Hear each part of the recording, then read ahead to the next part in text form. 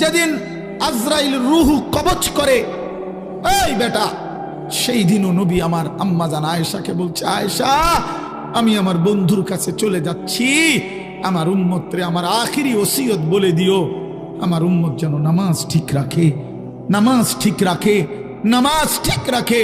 বইল, উম্মত রে, তোমাদের নবী শেষ ওসিয়ত করে গেছে, তোমরা উম্মত নামাজ ঠিক মতো পড়ো, তোমাদের নবী জান্নাত ঠিক রাখবে তোমাদের। হায় রে গাদ্দার, কোন মার ঘরে জন্ম নিলি? বেনামাজি সন্তান, কোন বাপের ঘরে জন্ম নিলি?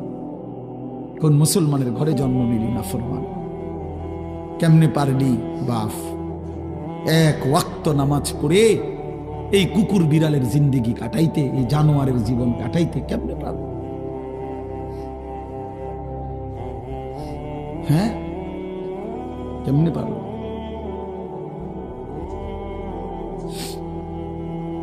জিন্দেগি বুঝি যে জীবনে সেজদা নাই। আমি সব সময় বলি, একদিন হলে একদিনে বলব, যে জীবনে সেজদা নাই আমি তারে মানুষ মনে করি না। যে কপাল সেজদা দেয় না সে মানুষ না, সে জানোয়ার। ইনহুম ইল্লা কাল আনআম, সে চতুষ্পদ জন্তু। কোরআন শরীফে আছে বাপ, সূরা আরাফের মধ্যে, ফাআতবাআহু শাইতান, শয়তান যার পিছে লাগছে, আখলাদা ইলাল আরদ, জমিনকেই যে নিজের স্থায়ী ঠিকানা মনে করেছে, পৃথিবীকে, ওয়াত্তাবাআ হাওয়াহু, মনের ইচ্ছা মতো যে চলে। আল্লাহর কসম, কোরআনে আল্লাহ বলছে, ফামাসালুহু কামাসালিল কালব, আল্লাহ বলেন মনের ইচ্ছা মতো চলে, আল্লাহর বিধান, রাসূলের বিধান, দ্বীন শরীয়ত বলতে কিচ্ছু মানে না।